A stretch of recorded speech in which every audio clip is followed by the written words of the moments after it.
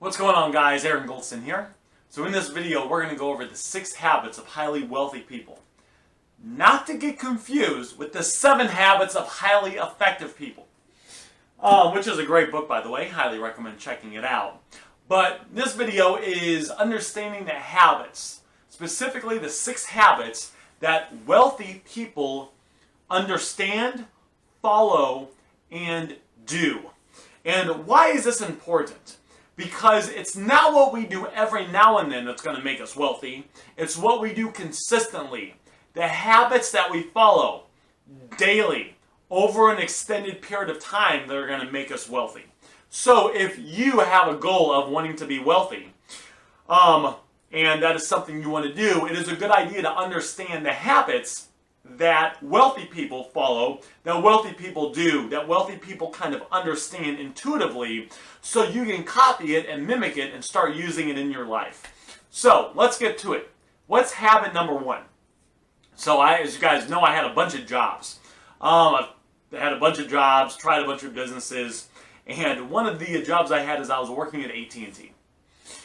And when I was working at AT&T would tell us how there is, I'm from St. Louis. So in St. Louis, there's a certain area in St. Louis where a lot of wealthy rich people live. And it's not just any type of wealthy rich people. It's wealthy rich people that kind of have what they call old money. So a lot of the people here have had money that's been passed down from generation to generation.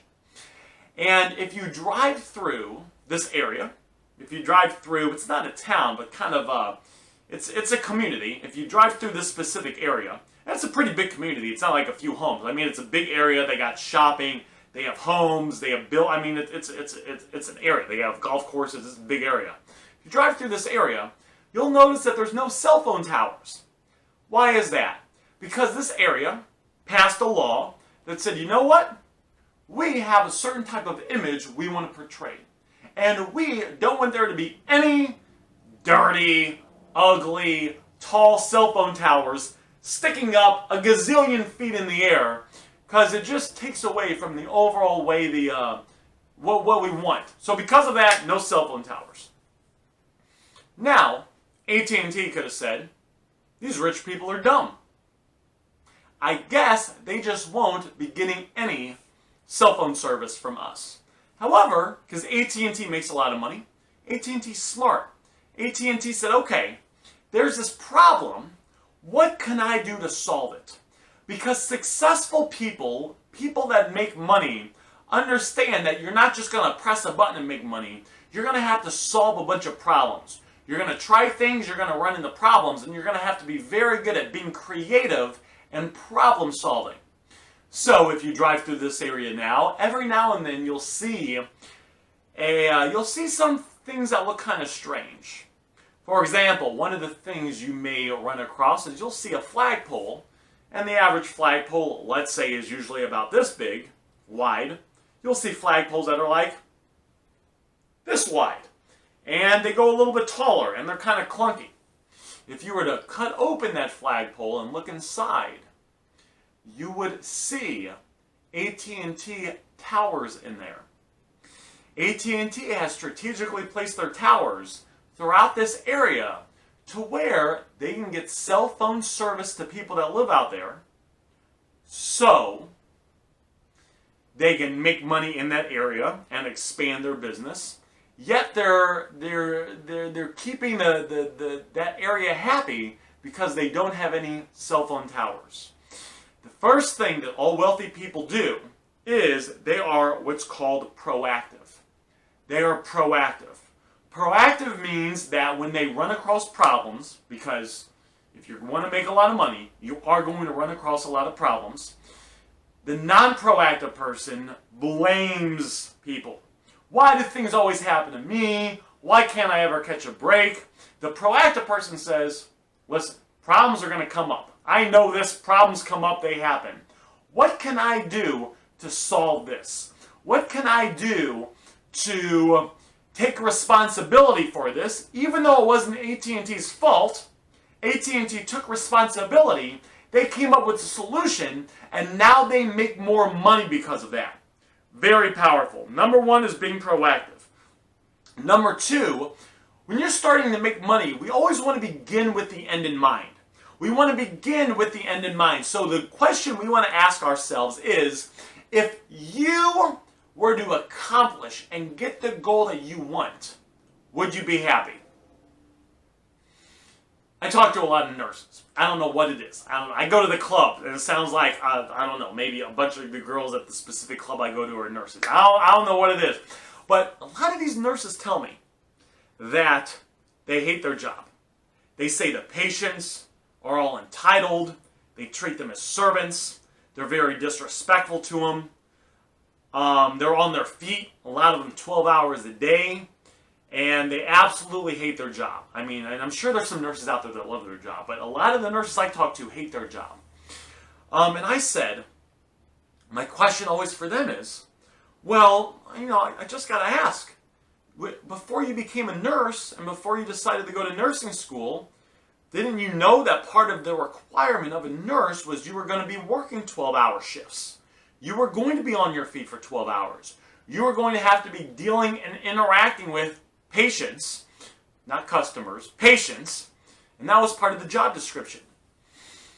I got a buddy of mine who is a fantastic salesperson. He has a job, a very respectable job, and he's a fantastic salesperson. And his goal in life was to always be a great salesperson. He goes, Dad was a great salesperson. His dad was a great salesperson.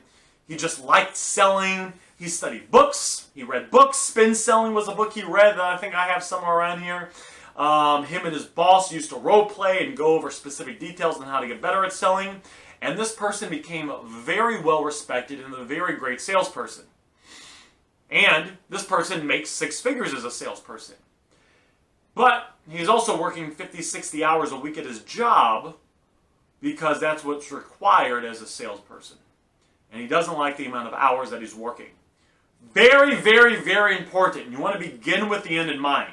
You want to say, if I reach my goal and I make the amount of money that and I kind of make it, I reach it, I do what most people can't do, and you become successful in your field, will you be happy with everything? And if you're not, it might be a good idea to take a step back and maybe change directions.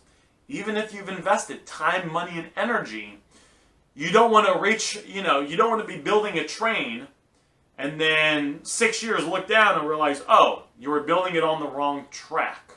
You want to make sure that if you get the end result, it's worth it. With selling items on eBay.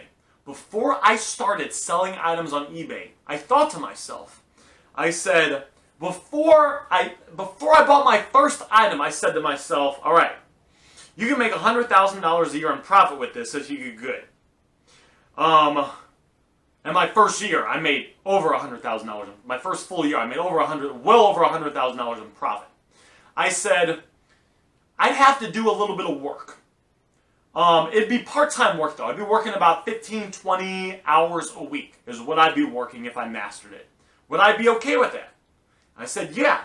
15, 20 hours a week, that breaks down to 2 to 3 hours a day. Would you be willing to spend 2 to 3 hours a day of work to make $100,000 a year in profit? For me, it was yes. Especially because I tried all these other things to make money where they promised me I could make hundreds of thousands or millions of dollars a year with zero work, and I never was successful in any of those things. I said, I kept trying out all these things and they didn't work. Let me try out something where it says, I got to do a little work, I got to be willing to put a little bit of time and energy into it, but I can make a great income for myself working part-time hours. So I did it. I was successful in that field, and I was okay with it because I was okay with the good and the bad. What we want to do, and what I recommend you do, is anytime you're getting involved in anything, and listen, this can be a job, this could be a business opportunity, this could be anything. Because, I used to work at Walmart, and there was a guy there, and he was the manager of Walmart. And he said, I think he started off as a cashier, and he became a store manager. Store manager, he was making $100,000 a year. But, is that what he wants to do with his life? Does he want to work those type of hours? Is that the kind of life that he wants to live? I know this other guy, He started off working on cars at this big car plant. He kept moving up, but he stopped moving up because he goes, for me to go from here to here, although I want to go up here, the company pretty much owns you at that point. They kind of own me here. I'm working like 50 hours a week, but for me to go here, even though I'd be making a lot more money, which is what I want, I'd be working like 70 plus hours a week, and he didn't want that. So it's important to do this. Guys, this is not the sexiest talk, but it's important. You need to begin with the end in mind. Number 3, you want to follow a proven formula. Very important. Very important to follow a proven formula. You can make money by coming up with an invention or doing your own thing. A lot of successful people, though, that make a lot of money, they just piggyback on proven ideas that already work. All the things that I've done, all the businesses that I've started that were successful, the eBay business, the promotional company, the detail shop, all went on proven to work things that worked. So like when I started that detail shop, it was, when I started that detail shop, it was like one of the things we did is we followed the process. Assembly lines worked very well, so we did assembly lines in there. There was a certain thing with pretty much all detail shops. They started with, they started with the outside, and they started with this, and they started with this, and then they did it with this, and then they cleaned it off with this. And then they went to the inside, and in the inside they started with the windows, and then they did carpets, and then they took the things out, and then they went on the little corners right there. So when we started the detail shop, we just took that formula and implemented it. We didn't try to say, oh, we're going to try to reinvent the wheel. I don't want to work hard, guys. I want to work smart. I want to find the formula that's proven to work, and I can copy it. So number 3, I would say it's not that I would say, find a proven formula that works. A formula that you can copy, and then just start doing it. Just start taking action on it. Just start implementing it. No need to come up with some crazy new invention that we think is going to change the world. Number 4 is put first things first. A lot of times we know what we need to do to be successful. We know we need to read that book, buy that program, make that phone call. There's certain tasks that we need to do. But a lot of times we try to avoid it. We want to do other things. We don't want to do that. Wealthy people always put first things first. They do the first things that's going to move their business forward, or as Sam Evans calls it, move the needle. Move the needle, I think is what he calls it. We want to put first things first. So number 4 is figure out the most important thing. Not the easiest, not necessarily the easiest, not the most funnest. Is funnest a word? I don't really know. But the thing that's going to move your business forward, and do that. Number 5 is take action. We got to take action.